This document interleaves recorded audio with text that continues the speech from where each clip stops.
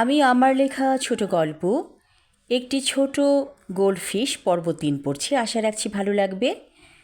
প্রিয়তির কাছে নিজেকে মনে হচ্ছে অ্যাকোরিয়ামের ছোট একটি গোল্ডফিশের মতো, যেন সে বৃত্তে আটকে গিয়েছে, বের হতে চাইছে কিন্তু পারছে না। রৌনক বলল, চলো একটু ঘুরে আসি দূরে কোথাও। ঢাকায় থাকতে থাকতে দম বন্ধ হয়ে যাচ্ছে প্রায়। সেদিন সন্ধ্যার দিকে প্রেয়তী ওদের বাসার নিচে যে চোরাকুঠুরি আছে কি মনে করে সেখানে গিয়েছিল। রৌনক জানে না প্রেয়তী কোথায়।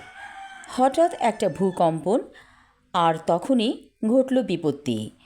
প্রেয়তী কেমন করে যেন চোরা কুঠুরিতে আটকে গেল। বের হবার কোনো পথ নেই। মোবাইল ফোনও সঙ্গে আনেনি যে ফোন করে বলবে রৌনককে কথাটা।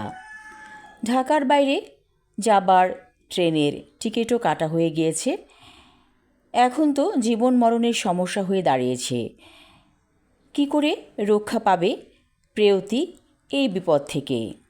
এই চোরাকুঠুরিটা রৌনক বেশ শখ করে করেছিল। বলেছিল, যদি বড় কোনো বিপদে পড়ি তবে এই চোরাকুঠুরিতে লুকিয়ে থাকব।